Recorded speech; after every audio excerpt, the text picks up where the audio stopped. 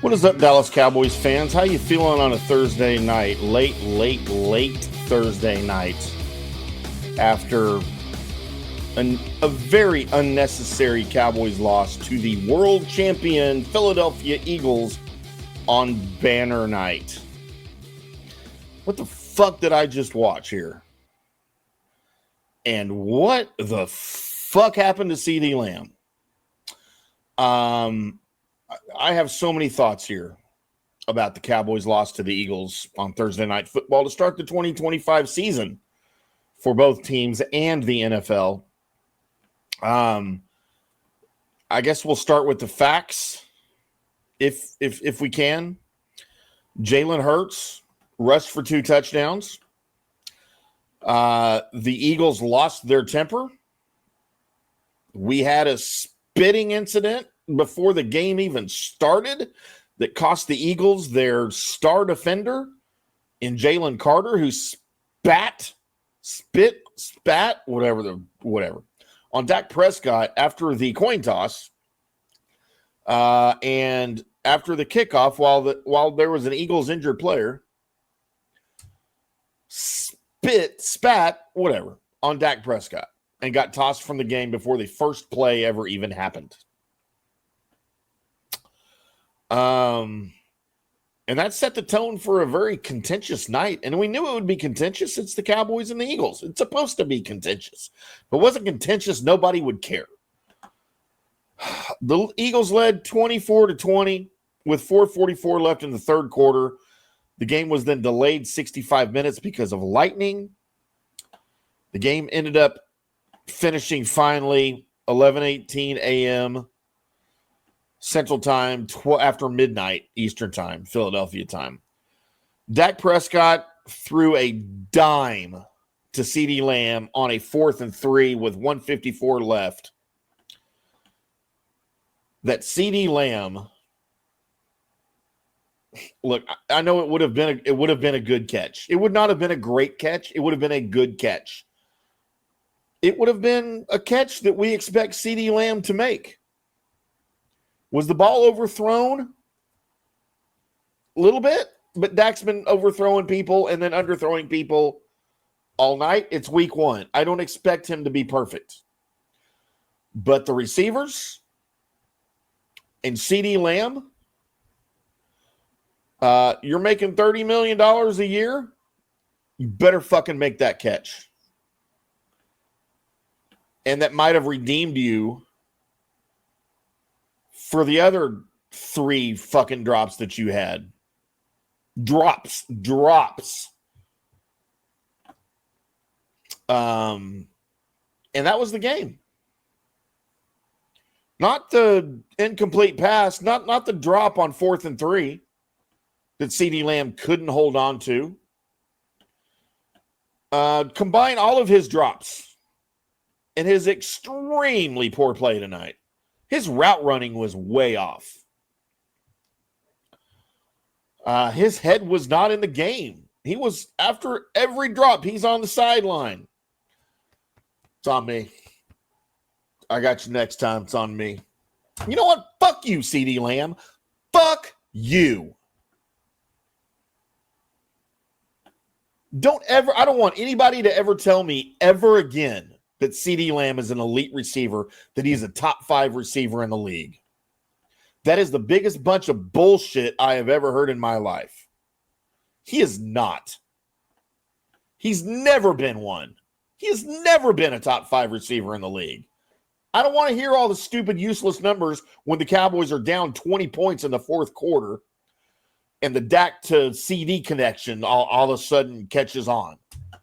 Because that's all his numbers are. And I'm sick of it. Brian Schottenheimer put together a brilliant offensive game plan on Thursday night. Heading in to Philadelphia, on banner night, the world champion Eagles. I want to throw up in my mouth just saying that. Brian Schottenheimer called a masterful game. And the Cowboys, for many, many parts of the game, were the better team. Eagles defensive coordinator Vic Fangio had to alter his defense to get to Dak Prescott late in the game. Did anybody catch that? Vic Fangio's defenses rush 4 passers. Always. Always. Zero exception. They rush 4 passers. Vic Fangio had to add a 5th pass rusher in this game to try to get to Dak Prescott. The Cowboys offense almost broke the Eagles defense in the first half. The Cowboys made mistakes, and they were right there with the Eagles, the world champion Eagles, by the way.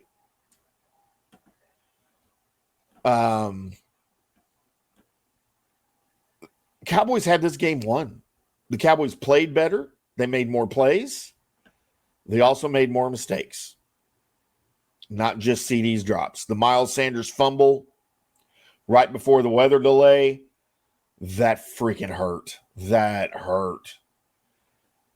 And by the way, thank God for the weather delay to keep the Cowboys in the game.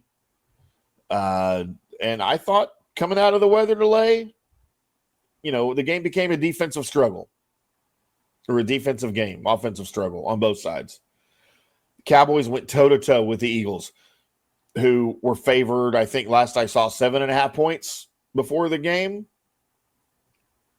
8.5 points, I think it went to at some point on Thursday. Everybody picked the blowout. I picked the blowout. I think I said 34-17 Eagles. And I only picked that because I thought it would be like 28-7 late. And the Cowboys got some garbage scores. That was my prediction. The Eagles played their game. They were able to run the ball. And yet the Cowboys were still in the game. The Cowboys still had a chance late in the fourth quarter. And for some reason that I will never understand, and no one will ever be able to explain it to me and make it make sense, the Cowboys on that 4th and 3 called the number 88 for that play. George Pickens had a much better game than CeeDee Lamb. And I hate George Pickens. Pickens had 3 catches for 30 yards. CeeDee Lamb had 7 catches for 110 yards. Pickens had a better game. Pickens had more impactful catches. And I hate George Pickens. Dak Prescott finished 21 of 34, 188 yards. Dak Prescott did not have his best game. He was not on. It's week 1. He didn't play the preseason. He's coming off the injury. I did not expect to see CeeDee Lamb or Dak Prescott having the game of his life in week 1 in Philadelphia. Dak had about the game I thought he would have. He underthrew Ferguson on that potential touchdown throw. It bounced off the defender's helmet. If he puts that in front of Ferguson, that's a touchdown. That's on Dak. But every pass that he threw to CeeDee Lamb, by the way, how many passes bounced up in the air that should have been intercepted? At least 2 that bounced off CeeDee's hands or off his face mask. I don't ever fucking tell me CeeDee Lamb is an elite receiver in the NFL. No one can ever fucking convince me of that. And by the way, one more time, fuck you, CeeDee Lamb. Good God. Anyway, what does this mean for the Cowboys? Well, it means they're 0-1. They're right where we thought they would be. The Eagles running game wore out the Cowboys defense like we knew it would, like we thought it would. That was no surprise. Both teams were good on third down. Cowboys were 7-11. Eagles were 8 of 13. Total yards, Cowboys outgained the Eagles 307 to 302. Shocking. 158 yards rushing for the Eagles. That's it. 158 yards. Does that shock anybody? Yeah, it should. Cowboys rushed for 119 yards. Eagles had by far more penalties. Tons of defensive penalties assisted the Cowboys. And for the most part, they took advantage of every single one. I didn't like the field goals in the end of the first half. Did not like those at all. Cowboys had the only turnover on the Miles Sanders fumble. But, dude, the Cowboys played well enough to win, except for one guy. I'm done saying his name. And I'm done with him. The Cowboys could have made a statement in Philadelphia on banner night and shot the big middle finger to the dirtiest, most disgusting city in the United States after Houston. And one guy said, the Eagles should probably win this one. It's their banner night. I'm going to let them have it. And that was, I'm done saying his name. So there you go.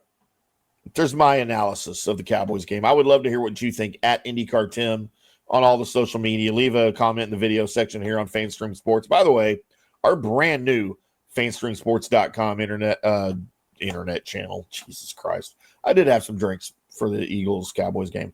Our new website, go check it out, FanStreamSports.com. Ohio, Dallas, Tampa Bay, all the great parts of that website. Go check it out. Subscribe. Tell your friends. Yeah, I cuss on the show sometimes. I'm sorry. I'm passionate. It's how it works. We will come back this weekend probably, and talk a little more after I settle down. Talk a little more Eagles, a little more Cowboys, a little more in-depth analysis for you, and discuss week 2 for the Dallas Cowboys. As now with a loss, they've got to go to New York a week from Sunday to take on, they host the Giants. They've got to go back to Arlington and host the Giants. A noon kickoff here locally. And we'll see. We'll see. We'll look for a rebound from a bunch of guys. And we'll look for better days from Dak Prescott. And we will certainly look for better days from that overpriced, overrated wide receiver that I'm done saying his name. I might not say his name the rest of the season on this show. Hold me to that. Let's do it. I'm IndyCar Tim. This is the Dallas Cowboys Daily Blitz here on FanStream Sports. Until next time, boys and girls, we'll see you.